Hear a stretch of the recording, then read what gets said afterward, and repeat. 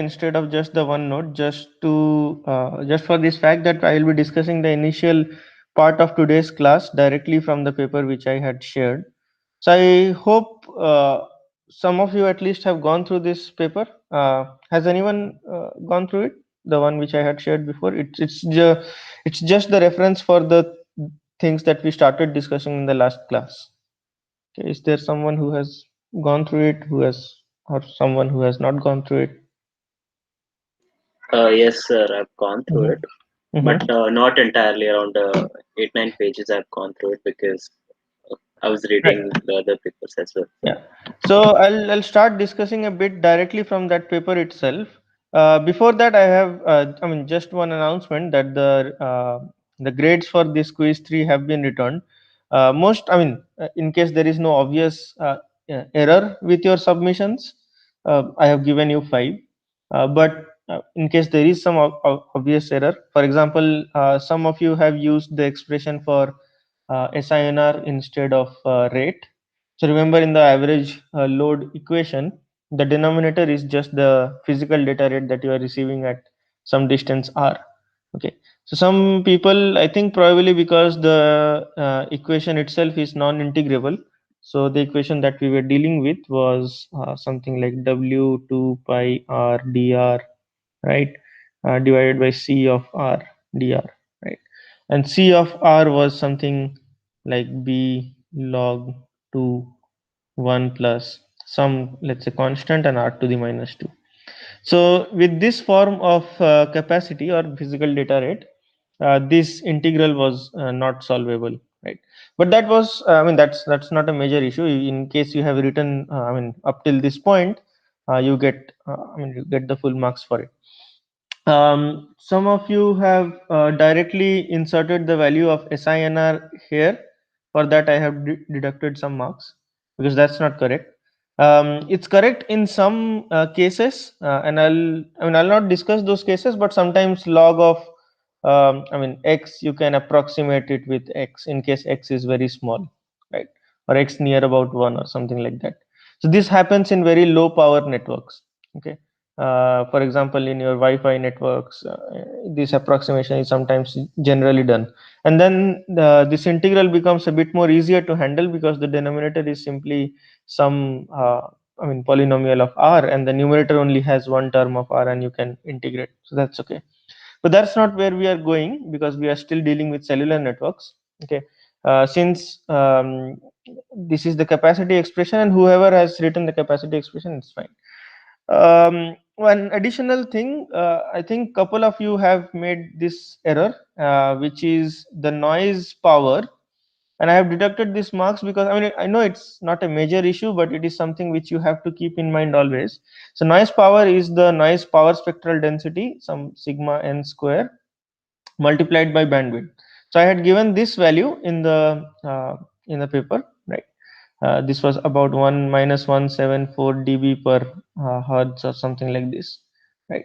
And this value I had also given, right? You are not supposed to use this value directly as the noise power. So noise power spectral density is the power component of the noise per unit spectrum. Okay. Um, Apart from that, there was no other major issue. So everyone has gotten some marks within 3 or 5. Okay. Um, so I was also expecting, in case you are stuck with this part, I was also expecting you to just mention what are the other, what are the steps required to evaluate the others in case you are able to evaluate the mean cell load, which means I was expecting one is rho bar by 1 minus rho bar, and consequently the next step as well. Nevertheless, it's not a big deal. Do you have any questions regarding this, or some issues, comments, concerns? No? If not, we can probably move on to the today's topic. And we had started discussing this millimeter wave cellular networks. We are still discussing the single tier millimeter wave cellular network, in which all the base stations are millimeter wave base stations. There is no other type of base stations present. The only demarcation that we have done among these type of base stations is whether they are in line of sight or non-line of sight, right? and that was important because the path loss model for each of them was different. So let me directly go into this paper that we would want to discuss.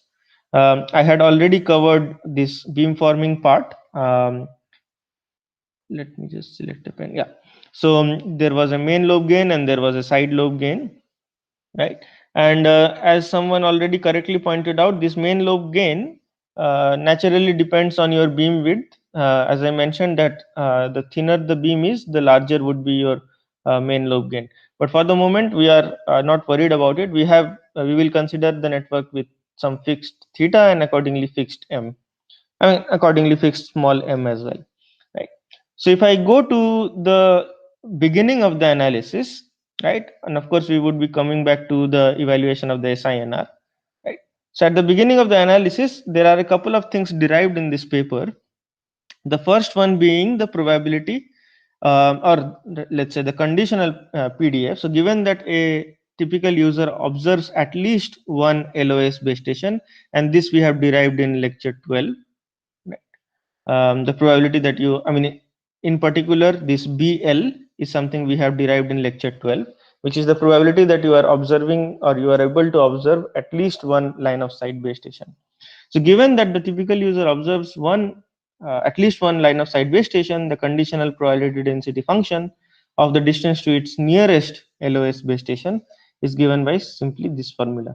So this formula, I mean, it's not a big, and not a very difficult one to derive. It follows from the similar concepts that we have done for homogeneous networks. Instead, just this additional exponential term which appears between 0 and x, and then you have to differentiate with respect to x to find out this. So there are a couple of steps to go into the SINR coverage probability. It might seem a bit confusing in the beginning, but let's go through it step by step. Following this equation 3, there is directly this equation 4, which says the probability, or given that the user observes at least one non-line of sight base station, the conditional probability density to the nearest non-line of sight base station is given by this equation.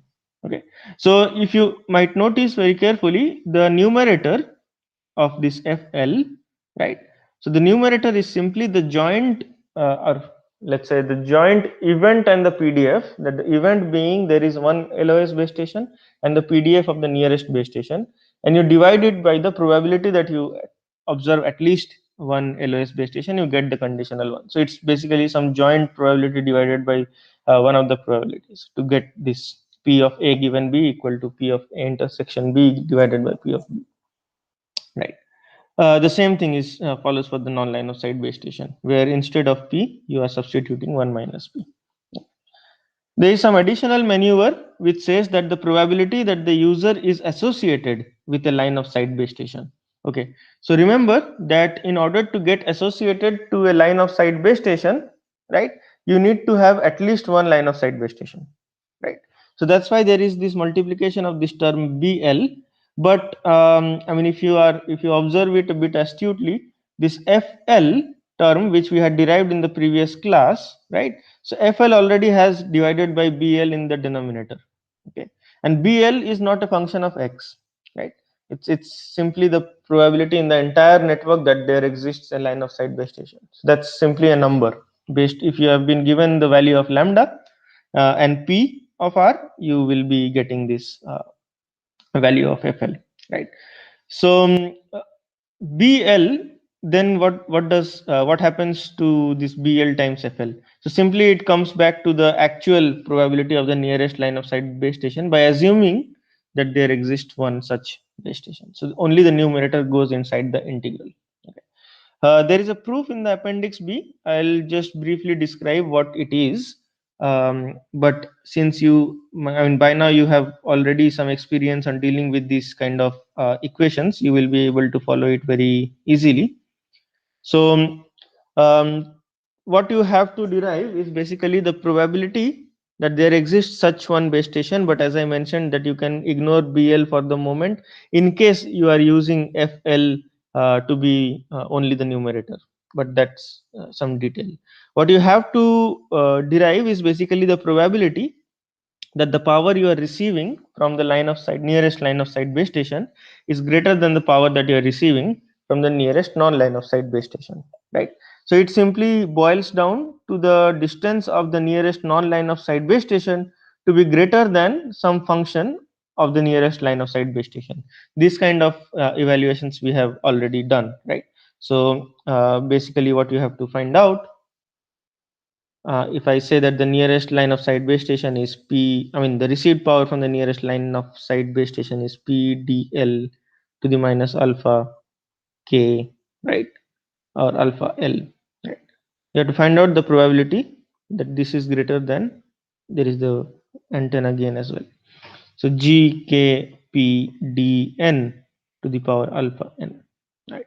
Everything else basically disappears, and the only thing that remains is the probability that dn is actually greater than dl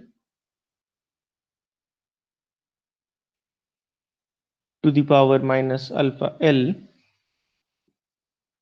to the power minus 1 by alpha n. Right?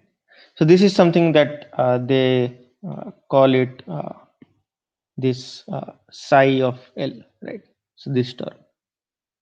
And since you already know how to find it out, I mean, the first step that would be that we would do in such kind of maneuvers is to find out that, I mean, to find out the probability that dn is greater than something, we come back to our expression for void probability, which means that if the dn is greater than this expression, that it necessarily means that within that distance given by this psi of L, within that distance there are no non-line of sight base stations, right? So that's what is implied by this expression. It means that for the point process of non-line of sight base stations within a function of, within a ball of radius psi L with centered 0, there are no points, and which is simply given by the void probability, right? So this, yeah. So the psi L x is the d1 of L. Yeah, so psi L is a 1 dl. So you remember that we have to in the end take an expectation with respect to dl, right? Yes, sir. So that's the x. So for example, psi L of x is simply x to the power alpha L by alpha n, right? So you will find out the probability that dn is greater than psi L of x, right?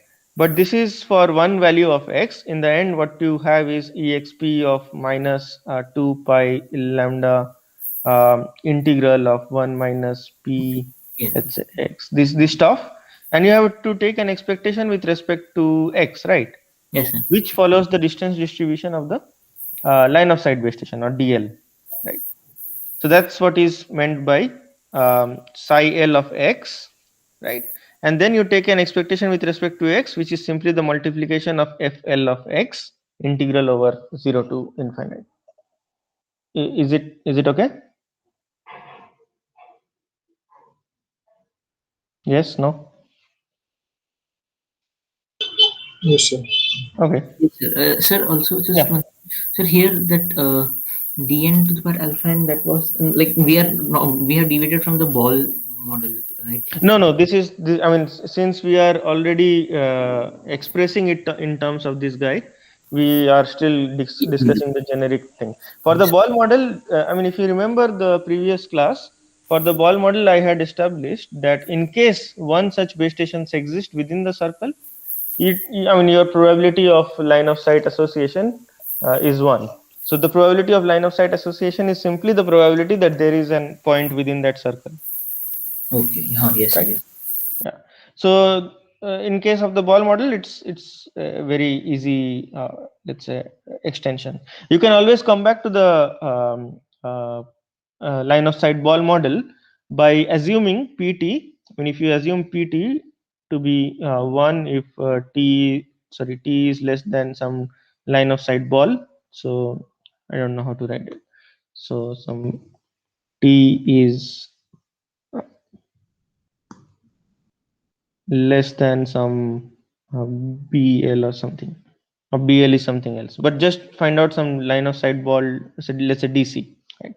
So if you and 0 otherwise, if you substitute this form of the PT here, you would simply get back e to the minus pi lambda tc square. So which is the probability that there are no base stations inside the circle, something like that. Okay, or rather one minus of it, which means that there exists at least one such base station. Okay, so once we have found out the let's come back to this discussion. Okay, so once we have found out the association probabilities, there exists one other small step which says, and again it can be a bit confusing at first, but let's look at it step by step, which is lemma 3, which says that given that a user is associated with a line of sight base station, right? You have conditioned now on the event that you are actually connecting to a line of sight base station. The probability density function of the distance to its serving base station is FL hat, which is now simply whatever you have calculated AL, right? AL is the probability of actually associating to the line of sight base station, right? And you remember that the PDF of the associated or the serving base station is already contained in itself this information that no other base station is providing it a higher downlink power, right? So essentially what you would be having is probability that there exists a a line of sight base station, multiply it with the probability that the distance distribution of the nearest one, multiply it with this guy which says that you are actually associating to it, divide it by the probability that you are actually associating to the line of sight tire. Okay, so AL by BL, or BL by AL rather, is a simple term which is simply this one, right? So some of the things again cancel out. In case you would like to cancel out AL by BL like this, it's also fine, but FL, remember, already contains the term BL, right? So FL is something which has BL in the denominator. So you can again simplify these terms further by writing, instead of FL into BL, you simply write the numerator of equation 3. So numerator of equation 3. So there are three aspects to it which you just need to identify here, which is BL, which means the probability that there is at least one line of sight base station. You multiply it with the distance distribution to the nearest line of sight base station, but this is not enough. What additional information we need is the probability that you are actually associating to it, that is given by the probability that dn, or the nearest non-line of sight base station, lies outside some psi l, right? That's something which we established. So that is the joint probability that there are line of sight base stations as well as you associate to it, and the PDF of the nearest one. But since this is the conditional probability, which is given that the user is associated to the line of sight base station, you have to multiply it with the probability that you are actually associating to a line of sight base station. So again, this comes from Bayes theorem. Okay, the logic of deriving this is the same as the previous lemma, how we have done in appendix B. Are these individual terms clear to you? That numerator consists of 3 terms and the denominator consists of 1 term. Are individually these 4 terms clear to you, right? So this second part is that null probability for that non-line of sight, right? This guy, which one? Yeah, This guy. this Yes. e to the power part. Yeah. So this ensures this is the null of phi n inside psi l x, right? So the first, again, this guy ensures that you are, when do you connect to the line of sight base station? When the non-line of sight base station is at least as far as where a line of sight base station would have given it the equal power, right? I think we had discussed this in detail, that in case of multi-tier networks, it's not simply enough to say that you connect to the nearest one, right? When we say that you connect to the most powerful one, you need to scale their distances according to the powers that they are transmitting with. So that is where psi l comes in, which is the distance equivalent of the received power, right? So it depends not only on the power transmitted. Here the power transmitted are equal. It is mostly different because the path loss exponent is different. So psi L is that distance within which, if a non-line of sight base station would have been present, it would have given you the higher received power. So there is no non-line of sight base station within psi L. So this is the void probability of phi n with respect to psi L. This is the distance distribution to the nearest line of sight base station. This is the probability that one line of sight base station exists. The numerator then constitutes the joint probability. But when you calculate the conditional probability, given that you are associating with a line of sight base station, you basically have to divide by AL. Okay. Similar things go for the non-line of sight case, where you have Bn multiplied by the distance distribution to the nearest non-line of sight base station, and the void probability of phi L with respect to some psi n.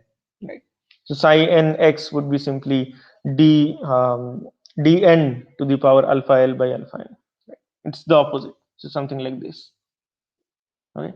So these additional constants, we don't worry about it for the moment. We will, for our purposes, we have assumed that k, g, and these things are the same, right? P as well. Okay. So the association and the distance distributions, if they are clear, the only thing that remains to be seen, and there is a reason why I am not deriving it thoroughly in the OneNote document, is because you will see that they are exactly, they follow the exact same process that I had discussed before for a two-tier general network. So what is that process? So you have to multiply the coverage probability, sorry, the conditional coverage probability that you are actually connected to the line of sight tier, multiply it with AL, which is the probability of associating to the line of sight tier, plus the conditional probability that you are such that you are given that you are associated to the non-line of sight tier, multiply it with the probability that you are associated to the non-line of sight tier. That gives you the overall coverage probability at a threshold of t. Okay. So there is one nuance which I had omitted until now, and which we are going to discuss right now. You remember that there are three aspects of millimeter wave networks that I had discussed to be different as compared to classical sub-6 GHz networks. Can you recall them? Two of them we have already discussed, beamforming, and one easy simple model to characterize beamforming or to take beamforming into account, and why they matter for the not only the serving base station but also the interfering base stations. Blockages we have discussed in detail and saw two probabilistic models to account for these blockages. One is a more continuous one, which is e to the minus beta r model. The other one is the line of sight ball model. Right. The third thing which I mentioned mentioned to be different was the fast fading. And why fast fading is different in millimeter wave communications? Because the multipaths that each of these blockages create, and accordingly the local scattering that occurs around your receiver. So for example, if this is your receiver, right, and this is your transmitter, if you recall, the reason for fast fading was the fluctuation of your instantaneous received power along a certain mean due to the let's say temporally varying reflections that occur, right, due to the multipath in addition to the one direct path. Right. So there is, this scale, although this is not a correct up to the scale diagram. So this is a very let's say zoomed in version of the actual things that are happening. So these distances, or the difference in paths between this path 1, path 2, and path 3, if they are of the order of the wavelength, they can create let's say constructive and destructive interferences with each other, right? So the other aspects with respect to distance, the path loss remains the same. It's a path loss model, which is d to the minus alpha. But instantaneously, due to low amount of local scattering, because since you are beamforming towards focused towards your intended user, you are not actually transmitting omnidirectionally, and as a result, the number of extra reflected paths which are created at your receiver are limited. Our initial assumption of Rayleigh fading model is no longer true. So what instead is a good model to observe, and again, these models is not something which has appeared out of the pen and paper. So this is something which has been done. The first step to come to these models are experiments, large measurement campaigns, and then they have gone about to see which of the statistical models fit the data, right?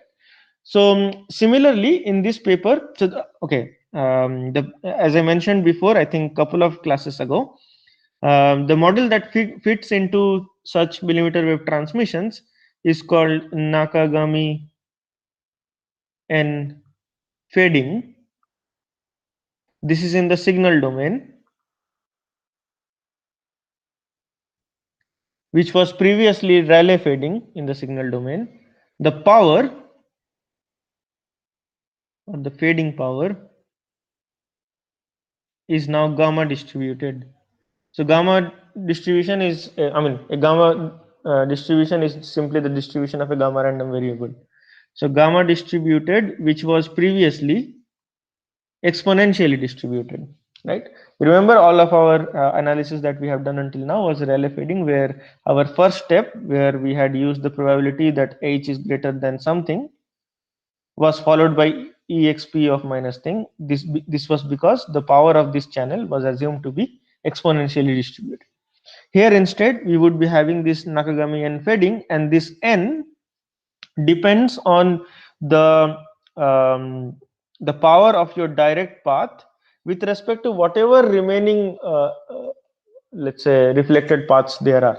These reflected paths naturally do not dominate the transmission, as is the case in Rayleigh fading, where there is a very rich multi-scattering environment. In Nakagami fading, rather, or this parameter n in Nakagami n fading dictates how powerful my main path is, right? In case if you put n equal to 1, which means all of your paths are, or your main direct path is approximately equal to the received signal powers from those reflected paths, you would get back Rayleigh fading. So in the Nakagami n fading model, if you put n equal to 1, you get back Rayleigh fading. In the gamma distributed random variable as well, if you put n equal to 1, you get back exponential random variable. So that's what they have used. I hope so.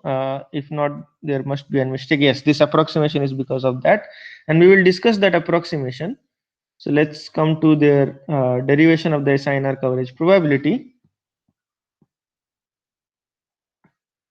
I think it is in Appendix C. Yeah. So Appendix C says that given a user is associated with a base station in phi L, which is a line of sight base station, the Slivniak's theorem directly means that whether you condition on the base station being located at a distance of x or not, it doesn't matter. The rest of the interference and the other relative spatial geometry of the other interfering locations do not change. So what do we have to find out? Is basically the probability that your SINR is greater than a threshold. The signal power is this guy, which is CL H0. H0 is now the channel power multiplied by capital MR and capital MT. Remember, these are the main antenna lobe gains of the transmitter and the receiver.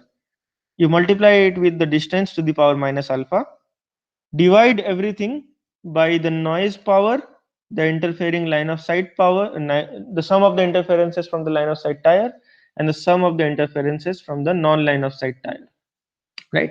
And you are trying to find out whether this is greater than T or not for a certain distance to the serving base station, which we will average out by its distance distribution. Is this part clear?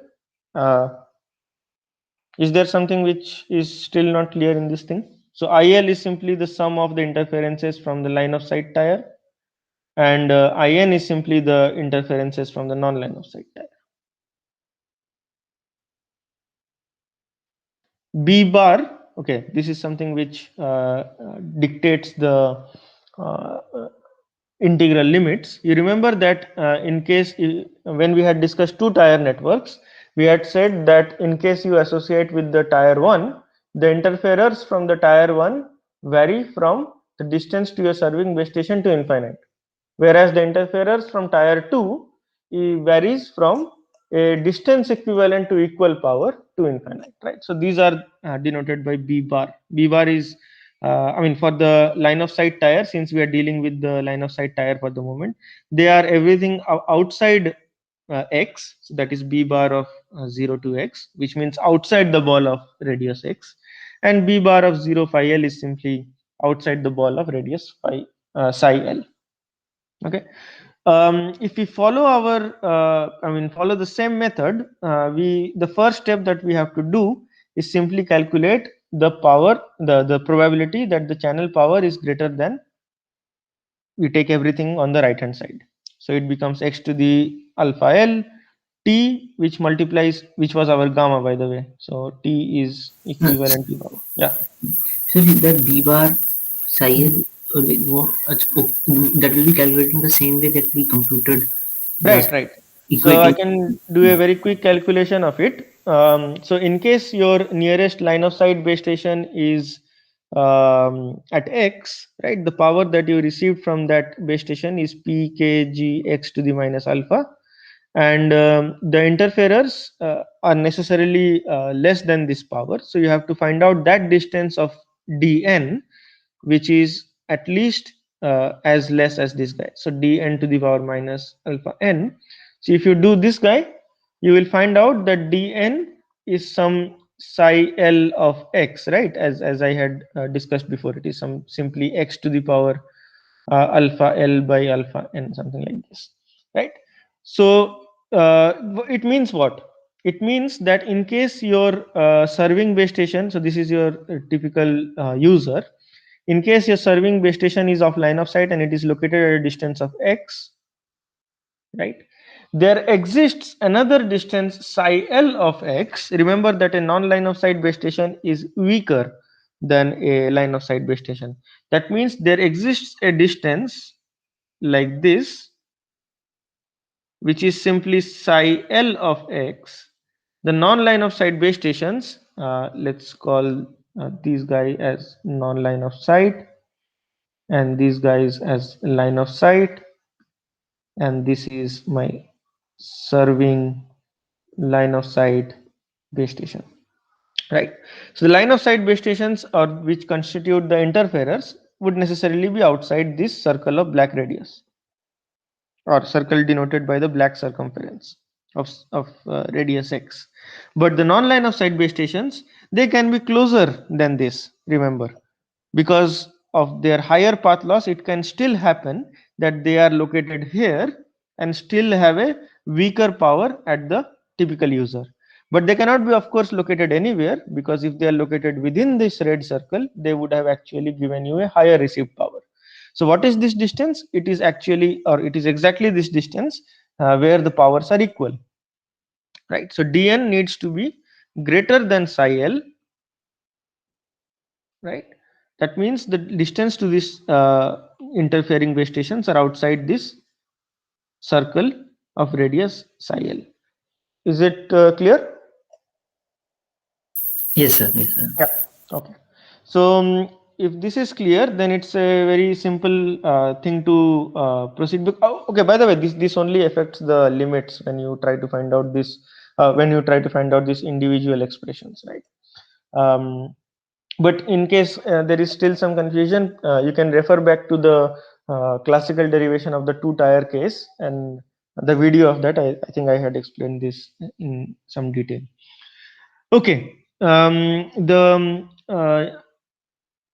first step remains the same, which means we want to characterize this SINR coverage probability in terms of the CDF or CCDF of the channel power. 80 is my fading gain of the serving base station, of the link to the serving base station. Remember that if it was Rayleigh fading, it would have simply been e to the power minus x alpha l t and this all the other stuff in case of Rayleigh fading, right? This equation A, what it says, that the CDF of a gamma random variable might not always be in a closed form. So it is in terms of the gamma functions, which is gamma of 0. I mean, it's the incomplete gamma function, right? So try to look up what is the PDF and the CDF of the gamma function, but we will not be worried about it, because even if we write the CDF of the gamma function here, the rest of the steps would be very too much complicated to even explore, right? So what instead they have done here is step A. They have used something called lemma 6 of this reference 38. What is lemma 6 of reference 38? It is something called Alzer's lemma. Let me. So Alzer's lemma presented in reference 38 of this paper. It approximates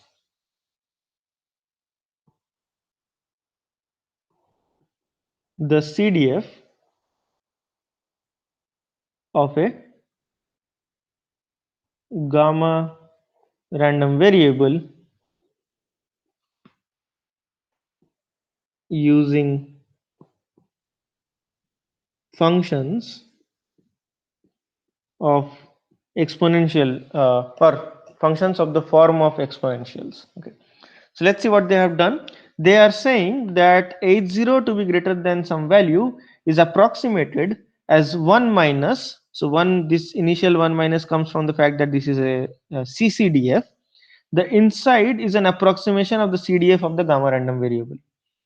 Now what are the terms? Let us look into these terms individually. By the way, in case this NL was 1, NL is our Nakagami parameter, right? Remember, I just discussed that how in case NL is equal to 1 or your Nakagami parameter is 1, it boils down to effectively only the Rayleigh fading, right? So if you put NL equal to 1, what happens? 1 minus 1 disappears and it only becomes e to the power minus of something, right? So that is exactly your Nakagami fading, sorry, Rayleigh fading, or with the exponential distribution. Okay, here when you have a gamma random variable with parameter NL, which is the power of a Nakagami fading with parameter NL, this term approximates its CCD. So we have simply 1 minus the 1 minus of e to the power, everything remains the same. There is an additional term eta L which has come in. I hope these things are visible, right? Okay, I think this is more visible now. So everything remains the same, which means x to the power alpha L remains the same. Our threshold of SINR, which is gamma or T, remains the same.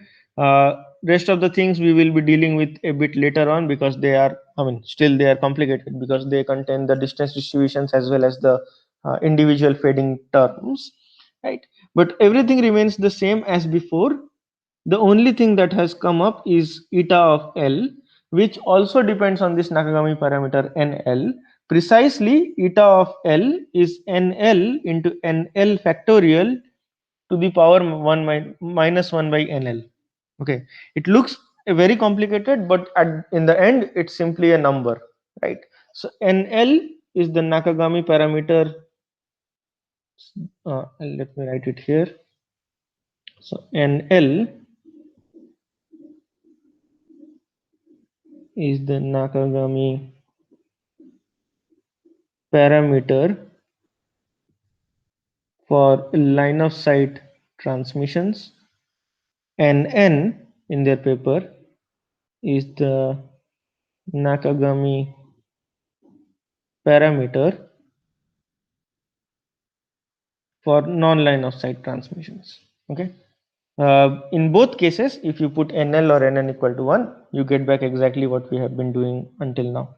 So if you put NL equal to 1, eta L becomes exactly equal to 1, and therefore then in that case this term would disappear.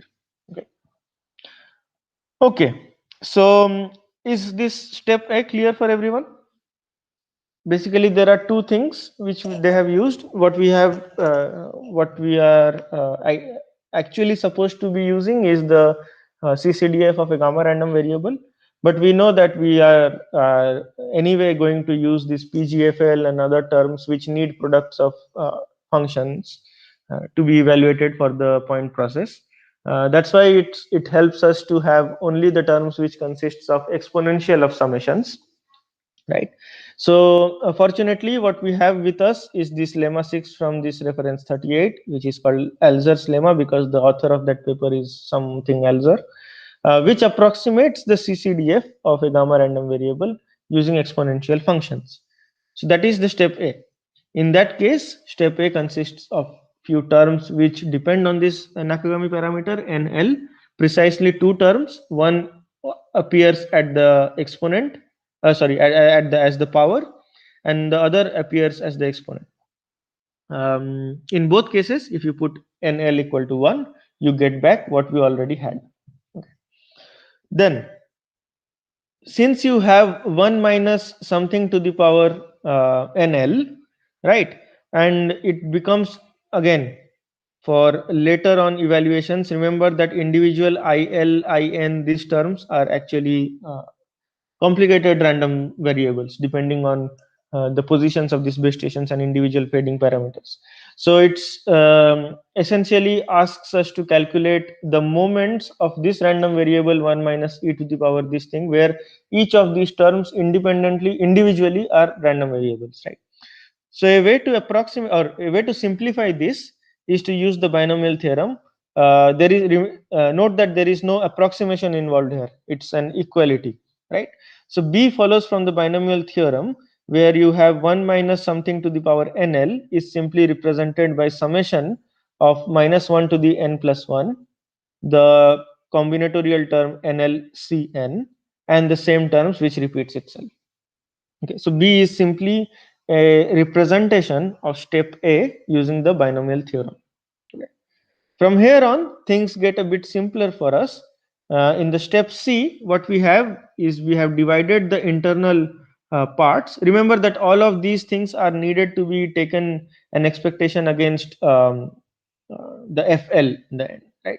So for the moment, let us assume that the distance to the nearest line of sight base station is fixed, which is X is fixed, which makes the noise term independent, or the noise term is independent of the IL and IN, but the noise term is fixed if X is fixed, which means it's a constant for our purposes of this step. The individual tires divide amongst themselves. So phi L and phi N are independent tires now, where each of these terms have to be taken an expectation over. So phi L is simply the expectation over the distance distributions of all the interfering base stations. They have individually expanded it and evaluated it. One of the expansions or one of the evaluations we can discuss, which is this guy. Again, there is nothing that we are doing which is different than what we have done. It's only the PDF and the CDF of the fading that has changed at this moment. Okay, nothing else has changed. Okay, let's come to seeing what these expressions are for the line of sight tire. So this is what we have to calculate, which is x to the alpha L, gamma, which is T now, and IL, where IL is simply summation of all the interfering base stations of line of sight type, which remember are only located outside X. Okay, their distances to the power minus alpha L multiplied by their individual fading gains, which is HL square, right? From here to this step C, there is a bit more things happening. So remember I talked about, okay, let me go back here. Is there a equation number here? No, there is no equation number. So do you remember when we talked about these individual fading links of interfering base stations? So suppose this is your serving base station, right? And individually there are other interfering base station, right? In case the powers of this, the transmit powers of all these base stations are equal, there are 4 possibilities of received powers. So in the first row, let me write down the possibilities or the gains. And in the bottom row, let me write down the probabilities.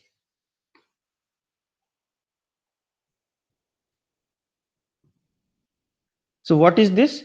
This is simply the received power gain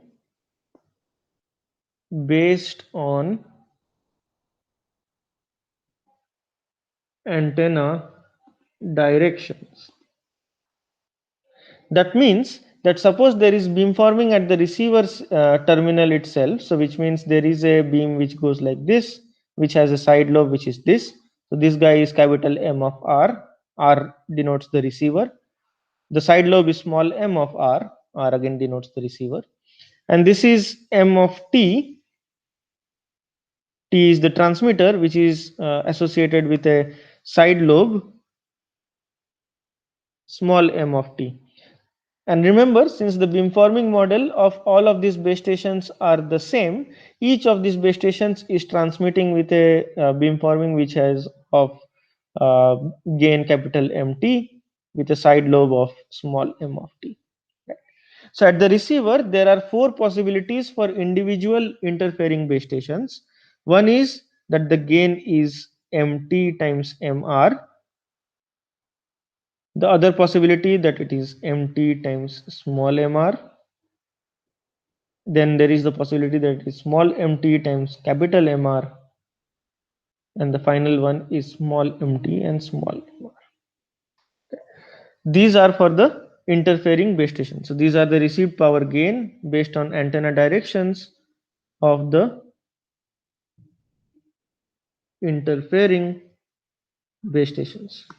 So I have been speaking for a long time now. So can you guys directly tell me what would be the value of the probabilities? Remember that we have a model where the main lobe is, let's say, of width theta. Let us make it a bit more precise to say that this is the beam width of a transmitter. So this is the beam width of a transmitter. How do you find out the beam width? This is exactly equal to the half power beam width, which means it is the angle where the power radiated decreases by 3 dB. Okay. So the rest of it is 2 pi minus theta t. And similarly for the receiver, yeah, I think somebody had a question. Is this model also like going to hold for the cell, the user? Sorry. Are we going to assume the same model for the user also? Acha, okay, it will Yeah. have different. So this is the receiver, which is the user, and this is the base stations, which are the transmitter.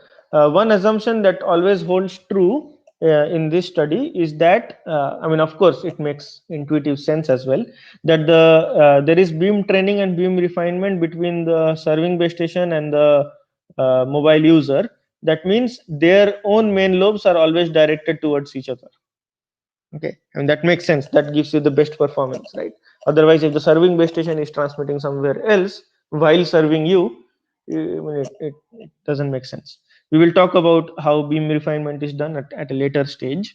But for the moment, we assume that these are synchronized in the spatially synchronized, which means whenever the transmitting base station is serving a particular user, I mean, of course, the time and frequency resources are divided amongst all the users, right? So whenever a serving base station is serving a particular user U1, at that exact time and frequency, it is actually transmitting towards the user, and the user is orientating to its received beam towards the transmitter. So what are the probabilities of the interfering base stations? Can someone tell me for an, yeah, Theta t by 2 pi into theta r by 2 pi. right. So theta t by 2 pi into theta r by 2 pi. Similarly, this will be, yeah, someone was saying, okay. By This theta is, 2 pi minus theta r by 2 pi. yeah. So this is simply the probability that both the main beams of the user and the base station they orientate, which means there exists. So by the way, these are for interfering base stations, which means suppose there is a base station located here, which is serving a user here, and accordingly it is transmitting like this. In that case, this orientation would align, right? which happens by chance, of course, it is not intended, but in case that this occurs, the gain that you see from that interfering base station is a multiplication of the two main lobes. By the way, remember that in case of directional transmission for millimeter wave, we are talking about very thin beams, right? um, the standard specify beams as thin as 2 degrees or 3 degrees, but that's not something which is practical for outdoor cellular networks. But in our simulations, we will be using theta of the order of 10 degrees or 15 degrees, something like this, which means that the probability for a randomly oriented interfering beam to be exactly aligned towards your main beam is very small, because 2 pi is actually 360 degrees, right? So theta t by 2 pi is a small number. Theta r by 2 pi is also a small number. 2 pi minus theta r by 2 pi is a number which is closer to 1, which means that there is more probability that you will be actually facing interference from the side lobe of an interfering base station as compared to the main lobe.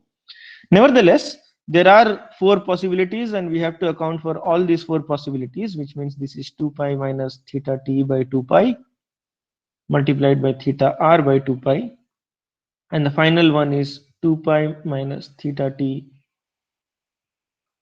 by 2 pi and 2 pi minus theta r by 2 pi. Okay, so this I will put it below. So theta is of the order of 10 degrees to 15 degrees. Okay, so these are the four possibilities that they have to now take into account while calculating phi L, and this brings us to the sum of four terms.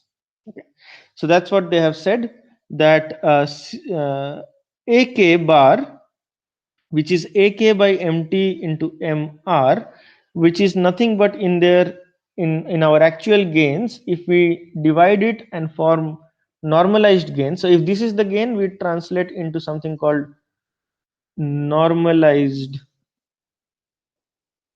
gain, which I denote by A1, A2, A3, A4.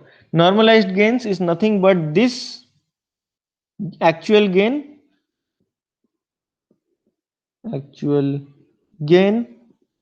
divided by max gain, which means A1 equal to 1, right? Which is MT into MR divided by MT into MR, capital MT into capital MR.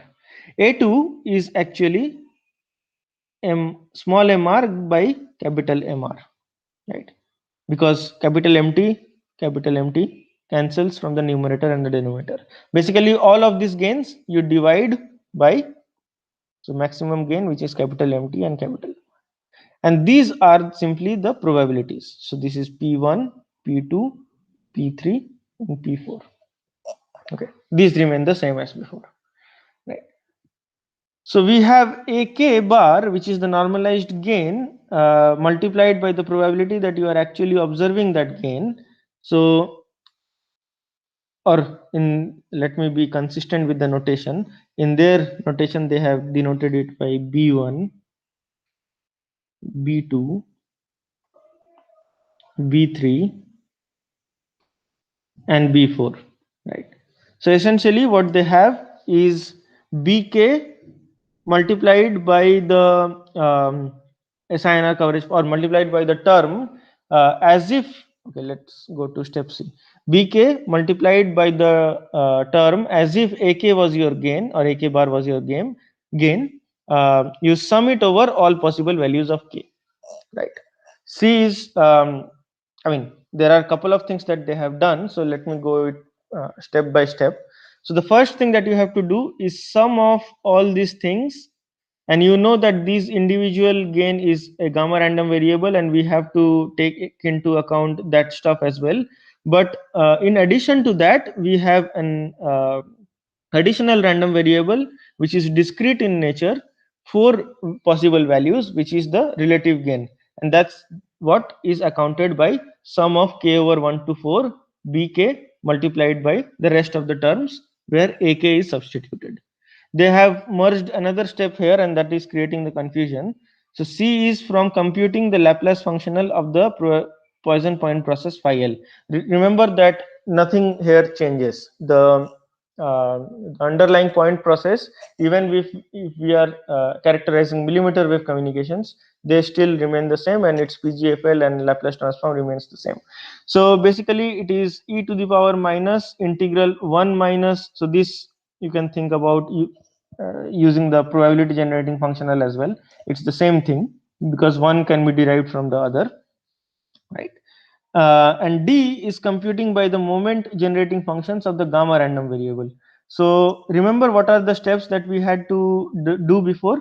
From going from this step to this step, we have simply expressed the IL in terms of the sum of the individual elements.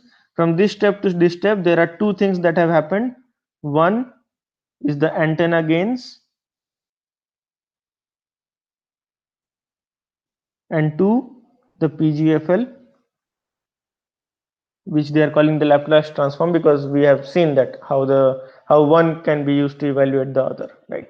So it's simply e to the power minus summation of terms which become a product of terms, and then you can evaluate as e to the power minus integral 1 minus the same function. Okay. C to D, we still have to take into account the individual fading terms which are gamma distributed. Fortunately, the gamma distribution still has a, although it doesn't have a very good CDF and PDF formula, it does have a very good moment generating function. So you remember we took the Laplace transform with respect to the interferers fading distributions. So this is the same thing that is happening here. So expected value with respect to G, where G is the individual fading terms, is simply 1 minus 1 by whatever that is, whatever these terms are, to the power NL. And again, if you convert or if you substitute NL equal to 1, we would have our original um, uh, Laplace transform of the exponential random variable. So this is the part. So if NL equal to 1, this will simply be 1 by S plus 1, what we have already calculated. Okay. So this allows us to calculate one part of this actual SINR coverage probability term. Okay. Yeah. This guy, and similarly the same follows in case you evaluate for the non-line of sight parts, and all of this you have to multiply and substitute here, which is this guy, and take an expectation with respect to the distance distribution of your transmitting base station. Is this overall development clear? I mean, nothing has changed, but the purpose for taking this class and to explain it from directly from the paper is to allow you to go through the paper a bit more easily. So now that you know these individual steps and where they are coming from, you hopefully you would be able to do it. So the non-line of sight base station case follows similarly, and it forms these individual terms e to the power minus v and tx for the non-line of sight, and e to the power minus q and tx for the line of sight.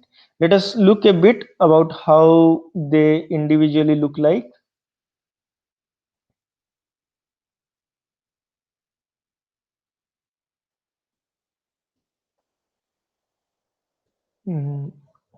It's not here. Yeah. So just a couple of observations. This function, which is a function of the rest of the things, it is, I think, discussed a bit later. So this is the function. So it's a function of the rest of the terms, which all of are constant. For in the case that the serving base station is at a distance of x. So when the serving base station is at a distance of x, the contribution of the interference from the line of sight base station tire, right, is given by x to the infinity, integral over x to the infinity, where all the line of sight interferers lie, of this function which we have now discussed. The non-line of sight base stations go from psi lx to infinity, and this function where what we have discussed, right? And we have to multiply with pt of dt just to take into account the fact that I mean, this line of sight, I mean, these base stations, the probability for each of them to be actually in line of sight is simply PT of dt, right?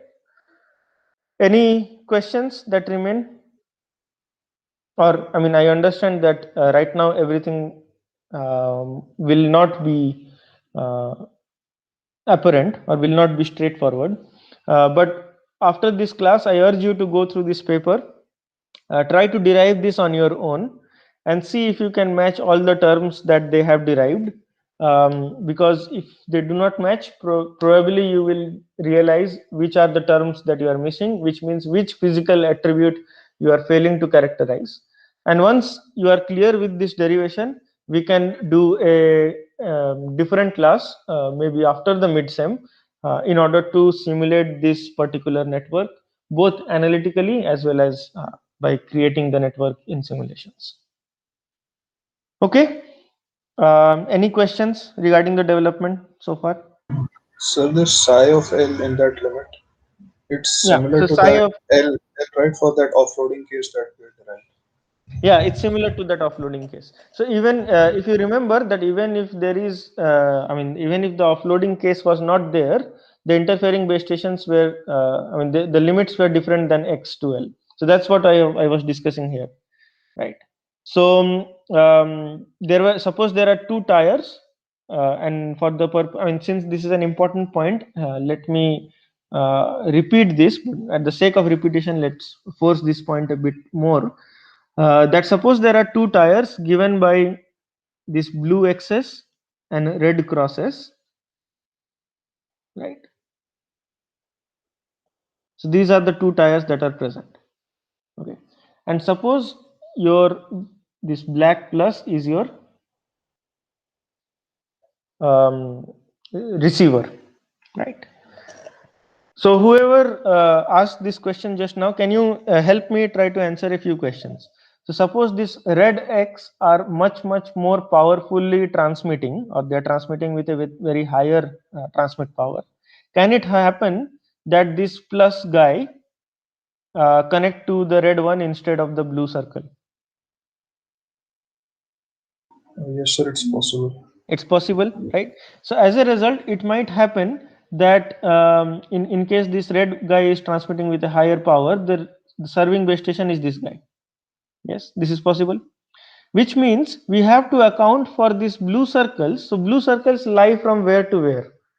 Since red X is a very powerfully transmitting base stations, and it has associated to it, it is not always true that these blue circles are outside this thing, right? They can also be present inside this circle of radius. So suppose this guy has a distance of x, right? So the red serving base station has a distance of x. It might happen that there are these blue circles, right, located closer to this red across. Yes or no? So can you repeat, my connection got Yeah, so interrupted? the question is, since these red crosses represent a tire which operates at a very higher receipt power, and as you mentioned that it can happen that the user connects to this one of this red cross, my question is it possible that if I draw a circle of distance of radius x, where x is the distance to the nearest red cross, it can happen that a blue circle is present within that radius? Yes, sir. Yes, sir. Right? So it means that a blue circle which is actually located closer to this black plus may act as an interferer and not the serving base station. Yes. Yes, sir. So it is precisely the distance of these blue circles, which means from where until where they can lie, is given by this limit. So here there is no discussion of biasing yet. I mean, biasing of course complicates the matters, but different powers also complicates the matters. So this blue circle cannot be located exactly anywhere, which means it cannot be located exactly at on top of the user. In that case, the blue circle would always give it the higher received power, right? Yes, sir. Yes, sir. Yeah. So that means there is a circle right? The smaller circle, which is actually a function of capital X, or this X, which is the radius of the bigger circle. These blue circles or interfering base stations have to lie outside this circle. Yes, sir. If it was inside, then I would associate with my blue circle. Exactly. So this distance of this blue circle is exactly phi of L, phi x of L, when this guy is X. Yes, sir. Yes, I got it. Okay. So if these things are clear, I would take the remaining, let's say 10-15 minutes of today's class to add on to give a sneak peek to the next topics that we are going to discuss. So in the previous class, I think somebody pointed out that in case we are using very thin beams to do transmissions, it might be very difficult for a user, or it might be a very delayed experience for the user to perform all the association functionalities, which means the base station has to know that a user has come inside the network, which is always not true, because the base station, remember, is now only transmitting towards given direction. It is changing that direction with each time instance, but it is basically sweeping the beam across all the coverage area in order to discover new users. Which means if this is the coverage area of this base station and it is using some um, let's say the base station is located here. So it is sweeping the coverage area of the base station using these beams of angle theta. That means there are a total possible 2 pi by theta number of beams that the base station uses to sweep through and actually serve the entire users in its own coverage area. Which means if a user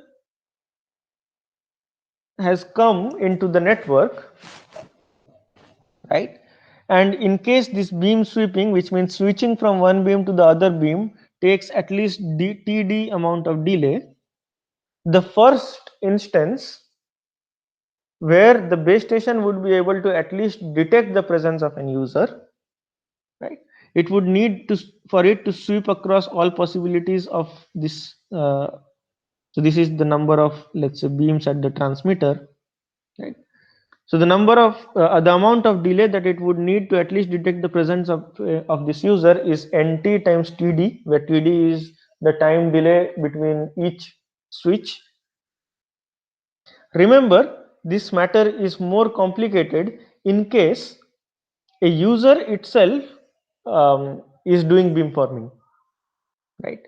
So that means that the best possible beam combination for this user, remember that the user also has a circle around it and it sweeps through the beams of it of its theta r width beam. So the best possible beam for the transmitter would be this guy. So let me denote it by red. And the best possible beam for the user would be this guy. Number of possible beams at the transmitter side is 2 pi by theta t. Number of possible beams at the receiver side is 2 pi by theta r. So ideally, an exhaustive search for doing beam combination would involve the system to go through all possible nt minus multiplied by nr possibilities to find out the best beam pair. Is this statement clear? Yes, sir. So can you repeat? And once more of the NT minus NR thing. Yes. No, nt multiplied by nr. So Oh. nt multiplied by nr. I mean to give you an example, if the transmitter has 4 beams and the receiver has 4 beams, it makes it 16 possible combinations. So an exhaustive search which gives you the best result of beam possible beam pairings, you have to go through all these 16 combinations to find out which beam the base station should use to serve that user and which beam that the user should use to connect to that base station, right? So multiplication of the beam possibilities. Is it more clear? Does both need to happen at the same time? Which means? Means if you're trying to estimate that which direction should the user beam use and Mhm. which direction should the base station use. Mhm. If you So want to print mm, some data from the base station to the user, do we need the that's user a very good to point, and go I'll in the come code? to this point. My follow-up point is exactly this. But ideally, in the in the standalone mode of millimeter wave 5G, this is the possible things, because the user, remember that the user is not a stationary fixed equipment. It is your mobile device, and the antenna is installed on top of this mobile device, which means the relative orientation is something which is dynamically changing, which means a user is located here, right? It doesn't mean that the location information of that user is enough for it to know that you have to beamform, or you have to use this beam. You know that you have to beamform towards this direction somehow, but exactly which beam you have to use, so the what the mobile user knows is an abstraction of this entire scenario. What is this abstraction? Mobile user knows that I can have four possible beam options: beam 1, beam 2, beam 3, and beam 4. Okay, out of these four possible beam options, I will choose the one which is giving me the best possible received downlink power, right? So beam 1 is something which probably, suppose, is this guy, and beam 2 is probably this guy, beam 3 is this guy, and beam 4 is this guy, right? These individual directions of these beams 1, 2, 3, and 4 would change when the orientation of the user changes, right? For example, you take out your mobile phone from the pocket, right, and you put it in your phone and look in the opposite direction.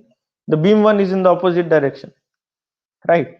So in that case, the best solution comes from measuring the downlink received powers from all these possible directions, and just use the beam, allocate the beam, um, which is actually giving you the best received power. This answers your question partially, but the next point, which completes the picture, is is something which you already hinted on, which brings us to the NSA, or non-standalone mode of 5G operation, where you would use some existing information about, of course there is a rich literature to investigate initial beam training and initial access. I can post one or two papers in your classroom today, which involves different modes of or different algorithms to do this beam training, which means that I'll give you a hint of one of them. Okay, the hint represents that, suppose that the service beam width of the transmitter is theta t. Let's say theta t equal to 10 degrees. Okay, which means there are 36 possible beams of service. Okay, the people have shown that faster initial access or faster beam training can be done by an adaptively decreasing the beam size, which means in the very beginning the transmitter does not use a 10-degree beam to sweep the entire area. Since 10 degree is represented by the maximum number of antenna elements present on the transmitter side, it can actually beamform with a wider beam, right? Remember that for detecting the presence of a user, the transmitter does not need to have the best performance. It just needs to select the beam among the set of beams, which means if the antenna sets theta equal to, let's say, 180 degrees, or let's say theta equal to I don't know, 90 degrees, or 120 is something which they start with, I think, three sector model. So the transmitter can set theta equal to 120 degree and sweep through sector 1, sector 2, and sector 3. And if out of this, sector 3 gives you the best possible transmit power with some kind of feedback, you then focus only on sector 3. Then you set theta equal to 40 degrees and create subsectors, and you continue this adaptive procedure until you refine the beam so much that you are able to allocate the service beam of 10 degrees. This, it's something which appears technical, but it is simply going from a linear search to binary search, right? So it decreases it brings down your n square complexity to log n complexity, right? Nevertheless, in the non-standalone architecture, which is a bit beyond these concepts. So these concepts are only true when you have only your millimeter wave transmitter installed in your base station. But mostly, or in most cases of 5G installments or deployments, the millimeter wave access points will have some kind of help from the existing 4G architecture. In the extreme case, you will have multi-RAT, or RAT stands for radio access technique,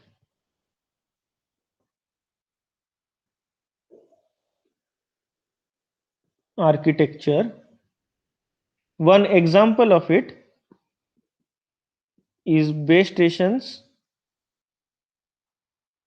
operating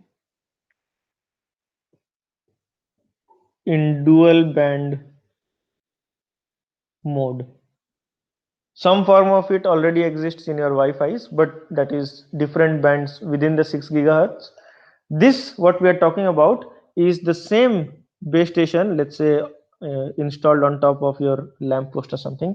It has some transmitters which operate at sub 6 gigahertz and some transmitters which operate at millimeter wave. What it gives is that it gives additional functionalities, that suppose a user has come into its network, right? What it can have is this additional control and cell discovery and user identification going on in the sub 6 gigahertz range, which means it uses an omnidirectional sub 6 gigahertz transmission in order to detect the presence of a new user. Once it detects the presence of a new user, it can relay its actual absolute location, location of the base station, let's say this is BS, to the user.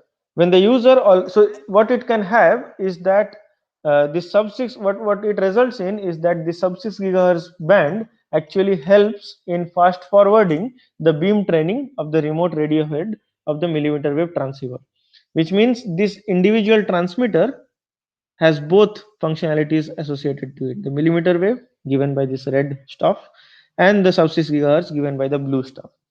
The functionality of this blue part of this transmitter is just to fast forward the initial access procedure of this millimeter wave front end. Okay, so in the next class we will be dealing with these kind of base stations and decide what kind of protocols people might use, or what kind of protocols exists in literature, which answers or which goes in the same line as, I think it was Sorodeep, right, who was mentioning that can we have some prior information to get away from this performance, which the best performance is of course exhaustive search, right? But can we do something better? So that is something which we will start discussing in the next class. Any questions?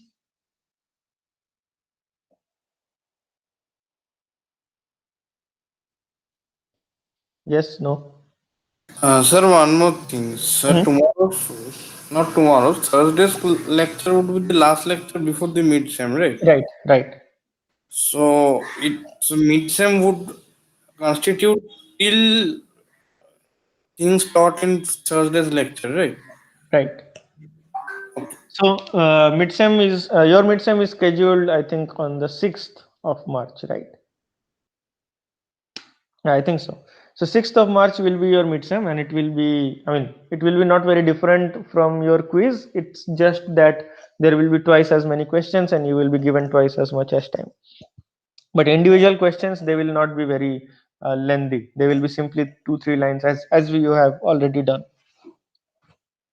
So do we expect any derivations like we have in this Not millimeter wave? derivations, but simple, let's say, manipulations. So for example, if I tell you that there are 2 tires and find out this value of psi L, which means given a distance of the first tire, what would be the distance of the nearest interferer of the second tire. So these kind of small manipulations there will be there. There might be there, but not lengthy derivations like find out the SINR coverage probability of millimeter wave network. No, not like that. And sir, as usual, like in quizzes also, like we should be ready with our MATLAB open, right? Yeah, I mean, there can be small evaluations which you can do with your MATLAB in case it is needed. But for most purposes, I mean, your notes plus Wolfram Alpha should suffice. I'll give you a homework. Try it out, and you will I was just thinking, will there be questions based on coding? no, That- not particularly. No. In case you want to use your MATLAB as a calculator which solves these integrals, then that's the most extent of it. You don't need to simulate a network in your midsem. I'll urge you to try out a homework, okay, and that thing will give you sufficient motivation about the type of questions I might ask, and also going into this next next module, right? So let's say that there is a base station tire denoted by phi, intensity lambda, right? This is the intensity, and it is a PPP, right? And suppose all of these base stations operate in multi-rat mode, which means they have the functionality to operate both in sub 6 gigahertz band, also millimeter wave band, right? So for a typical user, right, it is seeing these different base stations which are deployed according to this PPP, which are their locations are modeled according to this Poisson point process. Find out the distance. So the question is, find out the distance. Let's call it DC. I'll let you know later what DC represents. It's called the critical distance. So find out the distance DC from which a base station or find out the distance DC at which if a base station is located, the user receives equal millimeter wave and sub 6 gigahertz power. So this question is a very easy one, but we will use this result in the next class to derive some very interesting small results. So basically, you have to consider one of these base stations. So this base station is at a distance of d, right? This has, in case this base station operates at sub 6 gigahertz, it would have some downlink transmit power or downlink receive power to the user, which is P times K. Let's denote sub 6 gigahertz by mu. P K mu D to the minus alpha mu, right? And if it transmits in the, or if it is using its millimeter wave transmitter or millimeter wave transceiver, then it is having the same power because it is connected to the same power source, but the propagation is now completely different. So you have some Km, some beamforming gain multiplied by the same distance, by the way, to the power minus path loss exponent of the millimeter. Find out the distance or an expression for the distance when both of these are equal. I have already given you all the steps needed to do it. So find out the distance when both of these powers are equal. But since I have already given you most of this, I'll give you a second part of this problem. So try to find out for different values of alpha mu and alpha m, the conditions on alpha mu and alpha m when the base station comes closer than this critical distance. Does this one grows more than this or the contrary? Is the question clear? The question is simply from the perspective of a typical user, find out a distance DC on which, if a transmitter is located like this, it has the same power as received from the sub-6 GHz transmitter as the millimeter wave transmitter. Now consider base stations which are located closer than this. Does these have a millimeter wave transmitted or received power greater, or a sub-6 GHz transmitted received power greater? We have established that this is the boundary where they are equal. And find out the conditions on alpha mu, alpha m, km, and k mu when, let's say, the millimeter wave received power is greater within inside this circle. Okay, is the question clear? And The question is clear. I had one counter question though on this. mhm. In sub 6 gigahertz band, the difference is that the Atlas exponent is less, as well as there is no beamforming gain, right? Right. That's the only difference. Yeah, there is other difference as well. So path loss exponent, apart from path loss exponent, you know that there is this path loss constant, right, which is k. So k is a frequency dependent parameter, right? Sorry. No. Understood, sir. Yeah, I forgot about the K having a lambda term. Yes. Yeah. So k is basically carrier wavelength by 4 pi whole square. Okay, so these are the few differences. The propagation is different in terms of the path loss exponent as well as the path loss constant. The antenna gain is an additional construct only in millimeter wave. I mean, since we are talking about average received powers, although the fading is different, which will not be a matter of concern for doing this exercise. And to also answer two questions which Arnav raised, so this is the kind of questions you might expect in the mid-sem. Okay, not derivations, but again, I mean, do you consider these as really derivations? No, sir, that is fine. Yeah. Okay. Okay. And so Thank one you, more everyone. thing. Do we have a? So one more thing. So do we have a quiz on coming Yeah. Thursday? Ideally, okay. yes, because you are supposed to give 8 quizzes. 4 of them need to be conducted before the midsem. It was supposed to be a surprise, but I mean, it's no longer is. Right? Yes, sir. Okay, sir. Okay. Okay. Thank you, everyone. Thank you, sir.